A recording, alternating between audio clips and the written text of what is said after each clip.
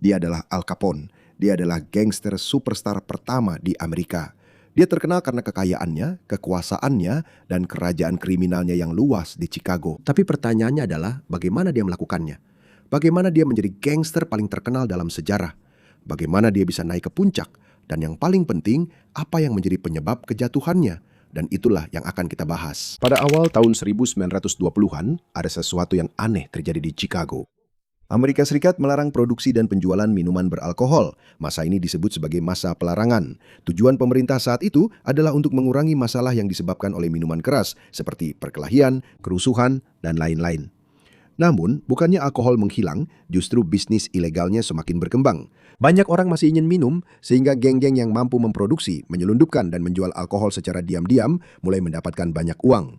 Di Chicago, salah satu kelompok yang dengan cepat mengambil keuntungan dari situasi ini adalah organisasi Johnny Torrio, seorang gangster terkenal yang juga menjalankan bisnis judi dan berbagai kegiatan ilegal lainnya.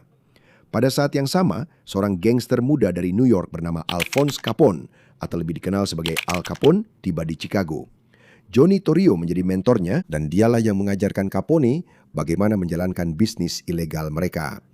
Namun pada akhirnya Al Capone akan menjadi lebih terkenal darinya. Inilah yang terjadi. Sejak masih muda, Capone sudah bergabung dengan geng jalanan di New York dan di sanalah dia bertemu dengan Johnny Torrio. Torrio melihat kemampuan Capone dalam berurusan dengan orang, berbisnis, dan menjalankan operasi ilegal. Maka ketika Capone pindah ke Chicago, perlahan-lahan Torrio memberinya tanggung jawab yang lebih besar. Prohibisi, yaitu larangan pemerintah terhadap pembuatan dan penjualan alkohol, menjadi peluang besar bagi kelompok Johnny Torrio dan Al Capone untuk semakin banyak menghasilkan uang. Karena ketika alkohol menjadi ilegal, harga yang bisa dibayar oleh pelanggan pun menjadi lebih tinggi. Dan di sini, geng-geng menggunakan truk, gudang, dan jalur pasokan rahasia untuk mengantarkan bir dan minuman keras ke bar ilegal yang disebut speakeasy. Di kota besar seperti Chicago ada sangat banyak pelanggan dan semakin ketat hukum tentang alkohol, semakin besar pula uang yang beredar di pasar gelap. Tapi memiliki pasokan alkohol saja tidak cukup. Sebuah geng juga harus melindungi wilayahnya dari polisi dan geng lain. Disinilah korupsi menjadi penting. Ada petugas polisi dan pejabat pemerintah yang bisa disuap, sementara orang lain diintimidasi. Perlahan-lahan Capone belajar bahwa kendali sejati atas suatu wilayah tidak hanya didapatkan dengan senjata, tetapi juga bisa didapatkan melalui uang, koneksi, dan pengaruh politik. Salah satu tempat terpenting bagi kelompok Capone adalah Cicero, sebuah kota kecil yang bersebelahan dengan Chicago. Pada tahun 1924, pemilihan lokal di Cicero menjadi penuh kekerasan saat organisasi Capone berusaha mempertahankan para politisi yang mendukung bisnis mereka. Joseph Glenn Clenha menjadi wali kota. Dalam cerita-cerita selanjutnya tentang masa ini, dikatakan bahwa pengaruh Capone terhadap pemerintah lokal Cicero menjadi sangat kuat. Ada juga kisah terkenal bahwa suatu kali, wali kota tidak mengikuti keinginan Capone. Karena hal itu, Capone mempermalukannya di depan balai kota. Hal ini menunjukkan betapa kuatnya pengaruh Capone di daerah tersebut pada masa itu. Meskipun demikian, seiring kelompoknya semakin kuat, musuh-musuh mereka juga semakin kuat. Banyak geng di Chicago yang ingin menguasai bisnis dan wilayah yang sama. Karena begitu besar uang yang dihasilkan dari bisnis minuman keras ilegal, persaingan bisnis yang sederhana seringkali berakhir dengan baku tembak dan aksi balas dendam. Salah satu musuh terbesar kelompok Torrio dan Capone adalah North Side Gang. Salah satu anggota paling menonjolnya adalah George Bucks Moran. Pada Januari 1925, terjadi perubahan besar. Dia ditembak beberapa kali dan hampir mati. Torrio selamat, tetapi jelas baginya bahwa dia bisa dibunuh kapan saja jika terus menjalani kehidupan seperti ini. Setelah dia sembuh, Torrio mundur dari kepemimpinan langsung atas operasinya. Pria yang dia pilih untuk memimpin organisasi kriminal besar yang telah dia bangun adalah mantan anak didiknya yang sudah lama dia latih, yaitu Al Capone. Pada tahun 1925, Al Capone masih berusia 20-an ketika dia menjadi bos kelompok yang kemudian dikenal sebagai Chicago Outfit. Sebenarnya bisnis yang dia pegang bukanlah bisnis kecil.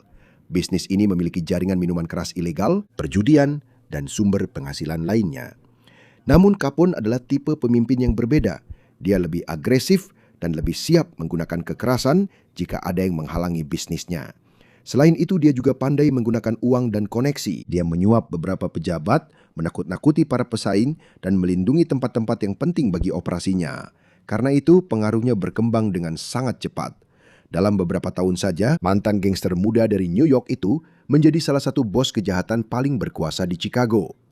Namun, seiring dengan bertambahnya uang dan kekuasaannya, semakin banyak juga orang yang ingin menjatuhkannya. Dan seiring kekuasaan Al Capone semakin meluas di Chicago, ada jenis gangster lain yang perlahan-lahan mulai naik di New York. Salah satunya adalah Charles Lucky Luciano.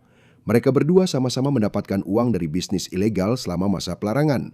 Namun cara mereka menjalankan geng mereka berbeda. Capone dikenal karena tampil terbuka di depan publik. Sementara Luciano lebih suka bekerja sama dengan geng lain dan menghindari konflik yang bisa merugikan bisnis mereka. Dalam tahun-tahun berikutnya, cara Luciano ini akan menjadi penting dalam membangun sistem mafia yang lebih terorganisir di New York. Dan karena Luciano sering bekerja sama dengan geng lain, dia juga memiliki pengaruh besar terhadap gangster New York dan pengusaha bernama Arnold Rothstein.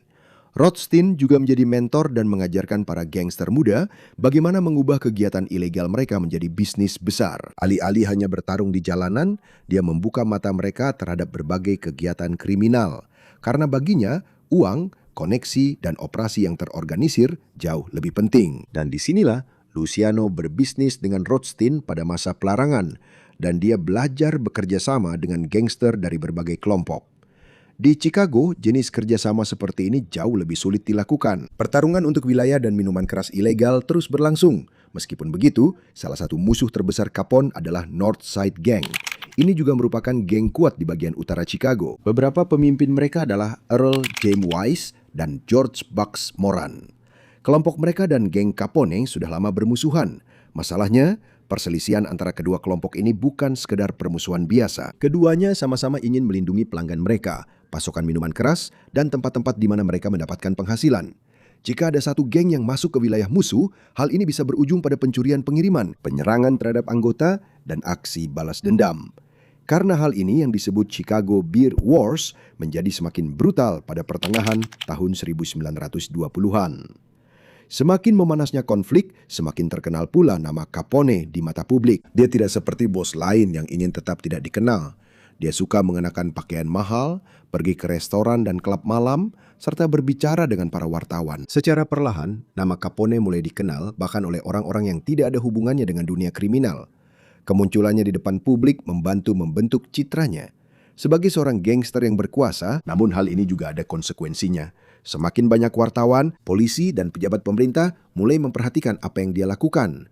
Bagi gangster lain, terlalu banyak publisitas itu berbahaya, karena mereka jadi lebih diperhatikan oleh polisi dan pemerintah. Luciano menyadari bahwa lebih baik menghindari masalah karena itu bisa merusak bisnis.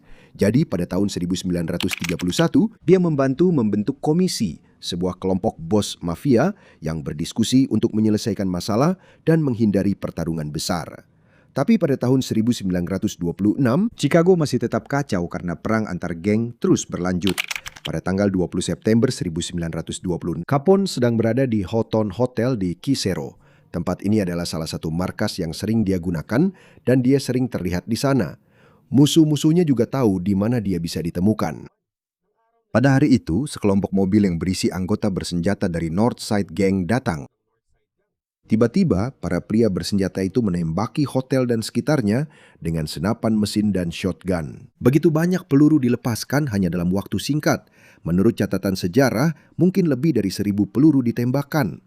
Namun meskipun begitu banyak peluru, Capone tidak terkena satupun. Beberapa orang terluka, tapi tidak ada yang tewas dalam serangan itu. Itu adalah peringatan besar bagi Capone. Tidak peduli seberapa banyak uang yang dia miliki, seberapa banyak anak buahnya, dan seberapa besar pengaruhnya di Cicero, musuh-musuhnya masih bisa mencapainya. Setelah serangan itu, semakin jelas bahwa pertarungan antara Chicago Outfit dan Northside Gang tidak akan berakhir dengan mudah. Setiap serangan membuka babak baru balas dendam. Dan selama siklus ini terus berlanjut, semakin banyak orang yang terlibat. Perhatian media dan pemerintah juga semakin meningkat. Pada titik ini, bukan hanya uang dari minuman keras ilegal yang dipertaruhkan. Pertanyaan besar sekarang adalah, siapa yang akan menjadi gangster terkuat di Chicago? Dan perebutan kekuasaan ini akan mengarah pada salah satu pembunuhan geng paling terkenal dalam sejarah Amerika. Pada tahun 1929, pertarungan antar geng di Chicago telah mencapai titik paling berbahaya. Masalah Al Capone adalah Northside Gang yang dipimpin oleh Bucks Moran masih tetap kuat. Selama masih ada kelompok saingan besar di kota, kendali Chicago Outfit atas bisnis ilegal tidak akan pernah sepenuhnya tercapai. Jadi inilah yang terjadi. Pada pagi hari, tanggal 14 Februari 1929, 7 pria yang terhubung dengan geng Moran berkumpul di sebuah garasi di North Clark Street, Chicago. Tak lama kemudian, beberapa pria bersenjata datang. Beberapa dari mereka berpakaian seperti petugas polisi. Mereka menyuruh 7 pria itu menghadap ke dinding. Seolah-olah yang terjadi hanyalah penggerebekan polisi biasa. Setelah itu, mereka tiba-tiba ditembak. Ketujuh orang itu semuanya tewas. Peristiwa ini dikenal sebagai pembantaian Harisanto Valentinus. Target utama, Bugs Moran, tidak termasuk di antara ketujuh korban. Dia tidak langsung sampai ke garasi, sehingga dia tidak masuk. Karena itu, salah satu musuh terbesar Capone berhasil selamat. Pada saat itu, banyak yang menduga bahwa Chicago Outfit milik Capone berada di balik pembantaian tersebut. Namun, tidak ada cukup bukti untuk menuntut Capone atas pembunuhan-pembunuhan itu. Dia juga sedang berada di Florida saat pembantaian terjadi. Jadi meskipun namanya langsung dikaitkan dengan insiden itu, dia tidak dihukum karenanya. Namun kejadian tersebut memiliki dampak besar. Meskipun Capone tidak langsung dipenjara karena pembantaian itu, berita tentang 7 pria yang dibunuh di sebuah garasi menyebar ke seluruh Amerika. Masyarakat semakin menyadari betapa parahnya kekerasan geng di Chicago. Bersamaan dengan itu, Capone semakin dikenal sebagai wajah kejahatan terorganisir di Amerika. Sementara itu, kelompok Bugs Moran melemah. Setelah kehilangan orang-orang penting dalam pembantaian itu, ia kehilangan anggota-anggota penting dalam organisasinya. Karena hal ini, posisi Chicago Outfit semakin kuat, meskipun Moran tidak sepenuhnya tersingkir sebagai lawan. Namun, ada satu lagi dampak dari pembantaian itu. Bagi para bos kejahatan lainnya, kekerasan yang terlalu terang-terangan itu buruk untuk bisnis. Ketika kejadian-kejadian seperti itu terus terjadi, pembunuhan dan kejahatan terorganisir selalu menjadi berita utama. Polisi dan pemerintah federal jadi semakin terpaksa untuk bertindak. Jadi, pada Mei 1929, mereka berkumpul di Atlantic City, New Jersey. Beberapa gangster terkenal berkumpul untuk membahas bagaimana cara mengurangi kerusuhan dan pembunuhan antar geng.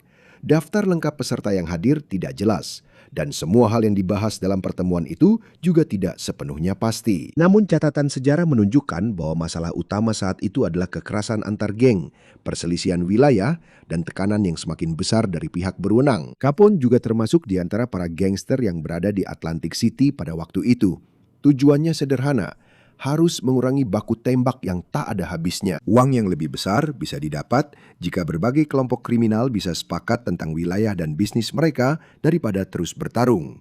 Bagi gangster lain, apa yang terjadi di Chicago menjadi peringatan. Mereka melihat bahwa jika situasinya terlalu kacau dan penuh kekerasan, mereka akan lebih cepat menarik perhatian polisi dan pemerintah. Pada bulan Maret 1929, Capone dipanggil untuk hadir di hadapan Dewan Juri Agung Federal di Chicago. Pengacaranya mengatakan bahwa dia tidak bisa datang karena sedang sakit. Namun ketika agen federal melakukan penyelidikan, mereka mengetahui bahwa Capone tetap bisa bepergian meskipun dia mengaku sakit agar tidak perlu bepergian. Karena hal ini, dia dikenai kasus penghinaan terhadap pengadilan. Pada Mei 1929, Capone pergi ke Philadelphia. Di sana, dia dan pengawalnya tertangkap membawa senjata api tersembunyi dan dijatuhi hukuman 1 tahun penjara. Saat Capone berada di penjara, pemerintah federal terus mencari kasus yang lebih berat yang bisa digunakan melawannya. Sulit untuk membuktikan bahwa Capone sendiri yang bertanggung jawab atas pembunuhan, pembantaian, dan aktivitas kriminal lain yang dikaitkan dengan kelompoknya. Jadi, pemerintah menggunakan cara lain untuk mengejarnya. Departemen Keuangan Amerika Serikat mulai memusatkan perhatian pada penghasilannya yang besar, catatan keuangan dan pajak yang belum dibayarnya. Singkatnya, pemerintah federal benar-benar menekan Capone dan mencari kasus dengan cukup bukti agar dia bisa dipenjara lebih lama. Selama bertahun-tahun, Capone berhasil lolos dari perang antar geng, upaya pembunuhan dan tuduhan pembunuhan.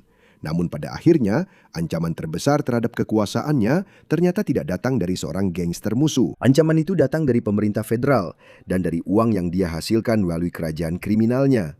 Saat tekanan terhadap Al Capone semakin meningkat, untuk sementara dia menghilang dari Chicago karena dia dipenjara di Philadelphia. Setelah Capone dibebaskan dan kembali ke Chicago, dia diawasi lebih ketat oleh pemerintah federal.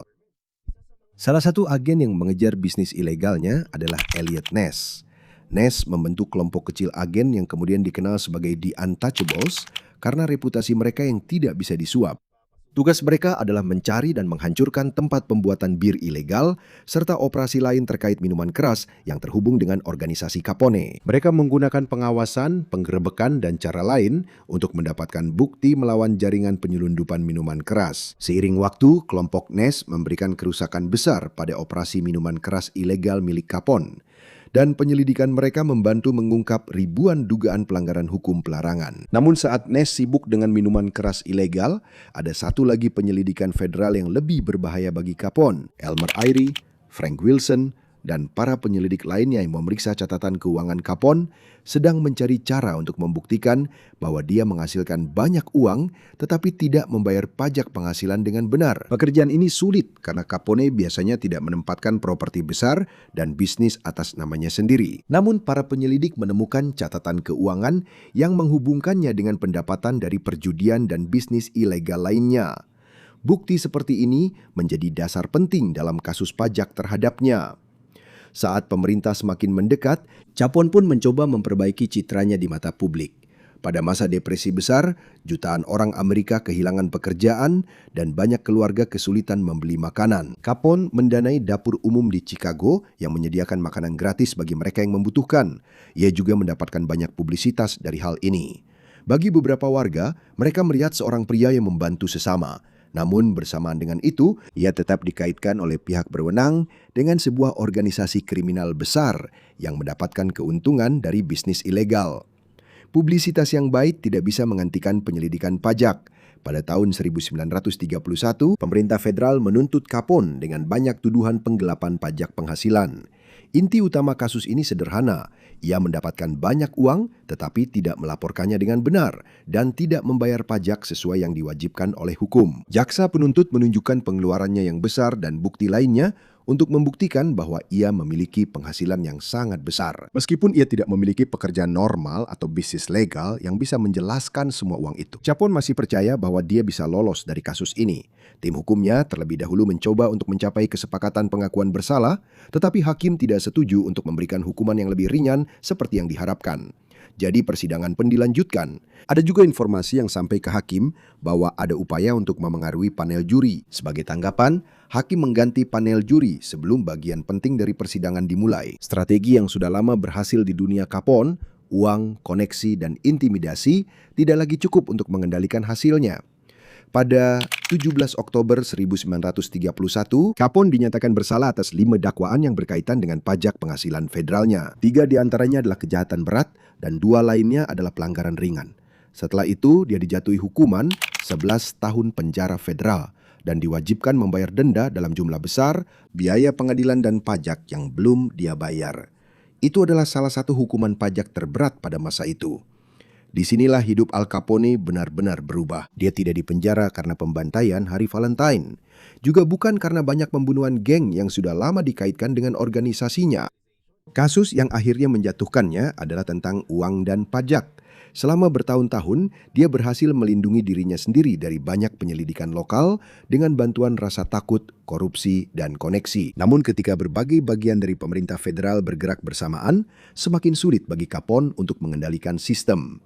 Pada tahun 1932, dia mulai menjalani hukuman panjangnya di penjara federal di Atlanta. Dia bukan lagi bos yang berkuasa yang bebas terlihat di restoran dan hotel di Chicago. Dia sekarang adalah seorang narapidana federal. Namun meskipun Capone sudah dipenjara, bukan berarti kejahatan terorganisir juga hilang di Amerika. Sementara sebagian besar perhatian publik dan media tertuju pada kejatuhan gangster paling terkenal di Chicago, ada pemimpin mafia lain yang diam-diam mengubah cara mereka menjalankan organisasi mereka. Dan salah satu orang terpenting dalam perubahan itu adalah Lucky Luciano. Sementara Al Capone di penjara, perubahan besar sedang terjadi dalam kejahatan terorganisir di New York. Para gangster yang melihat apa yang terjadi pada Capone, ada pelajaran yang sangat jelas. Jika seorang bos kejahatan terlalu terkenal dan kejahatannya selalu menjadi berita, dia akan lebih cepat menjadi target pemerintah. Salah satu orang yang menghindari cara seperti ini adalah Lucky Luciano. Pada tahun 1931, Luciano berada di tengah perang geng besar di New York. Saat itu, 2 bos mafia yang sangat berkuasa, Joe Masseria dan Salvatore Maranzano, sedang bertarung. Alih-alih membiarkan perang ini berlangsung lama, Luciano membantu menyingkirkan bosnya sendiri, Masseria. Hanya beberapa bulan kemudian, Maranzano juga dibunuh oleh orang-orang yang terhubung dengan Luciano. Dengan hilangnya dua bos tua tersebut, jalan pun terbuka untuk sistem mafia baru di New York. Alih-alih memiliki satu orang yang disebut bos, para bos Luciano membantu membentuk komisi. Ini seperti dewan dari keluarga mafia terbesar yang digunakan untuk membahas masalah-masalah penting. Bisnis dan perselisihan antar kelompok. Bukan berarti kekerasan menghilang, tetapi cara keluarga-keluarga kriminal bekerja sama menjadi lebih terorganisir. Sistem ini merupakan bagian besar dalam pembentukan mafia Amerika yang lebih modern. Sementara itu, kekuasaan Capone yang dulu kuat terus menurun. Pada tahun 1934, dia dipindahkan ke Alcatraz, penjara federal baru yang terletak di sebuah pulau kecil di Teluk San Francisco. Tempat itu dibuat untuk para narapidana yang sulit dikendalikan di penjara lain. Karena dikelilingi oleh air yang dingin dan keamanannya sangat ketat, sangat sulit untuk melarikan diri. Di Chicago, Capone terbiasa memiliki uang, anak buah, dan koneksi. Di Alcatraz, posisi lamanya hampir tidak ada artinya lagi. Dia hanyalah seorang narapidana yang harus mematuhi aturan ketat penjara. Seiring berjalannya waktu, kesehatannya juga semakin memburuk. Capone sudah lama menderita sifilis, sebuah infeksi yang bisa merusak tubuh jika tidak diobati. Penyakit itu sudah menyebar ke sistem saraf dan otaknya, menyebabkan masalah serius pada dirinya. Namun, tidak seharusnya kita berpikir bahwa penyakit ini adalah penjelasan sederhana atas semua perbuatan buruk yang dia lakukan saat masih muda. Capone sudah lama dikenal karena aktivitas kriminalnya sebelum efek penyakit itu menjadi parah di otaknya. Saat memasuki bagian akhir dari masa hukumannya di penjara, jelas sekali bahwa penyakit itu telah menyebabkan kerusakan besar pada kesehatannya.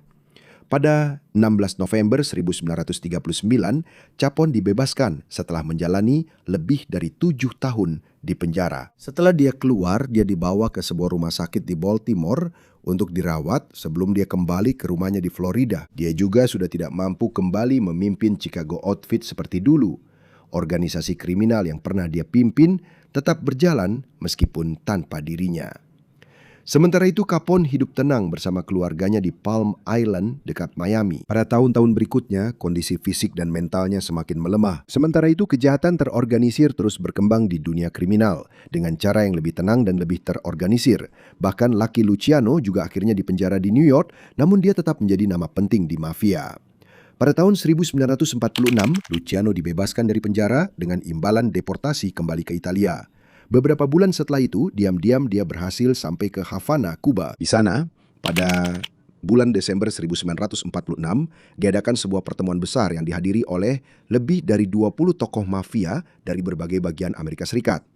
Konferensi Havana menunjukkan bahwa meskipun Capone sudah lama tidak ada di dunia mafia, jaringan kriminal yang luas dan terorganisir yang dibentuk pada masa larangan alkohol masih tetap ada. Di Florida, kehidupan Al Capone juga sudah mendekati akhir. Pada Januari 1947, dia mengalami stroke dan kemudian terkena pneumonia. Pada tanggal 25 Januari 1947, Capone meninggal pada usia 48 tahun. Kematian Capone tidak mengakhiri kejahatan terorganisir di Amerika. Faktanya, Chicago Outfit tetap berlanjut meskipun tanpa dirinya.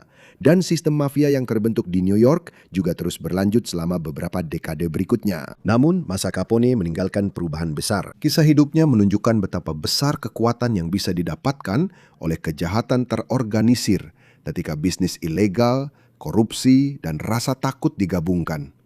Di saat yang sama, kejatuhannya juga menunjukkan bahaya dari terlalu banyak tampil di depan umum. Sementara Capone ingin namanya dikenal di seluruh Amerika, publisitas itulah yang justru membuatnya menjadi simbol dari masalah yang ingin dihapus oleh pemerintah federal. Para bos mafia berikutnya, mereka lebih sering memilih cara yang lebih diam-diam.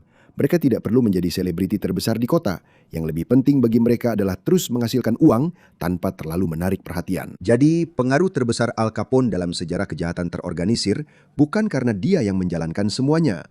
Setelah kejatuhannya, para penerusnya belajar dari nasib Capone dan menjalankan organisasi mereka dengan lebih hati-hati sebelum mereka menjadi terlalu berkuasa. Dan orang lain seperti Lucky Luciano yang lebih langsung membantu membentuk komisi dan sistem mafia yang lebih terorganisir. Yang ditinggalkan oleh Capone adalah contoh yang jelas tentang apa yang bisa terjadi ketika seorang bos kriminal menjadi terlalu berkuasa, terlalu berbahaya, dan yang paling penting, terlalu terkenal.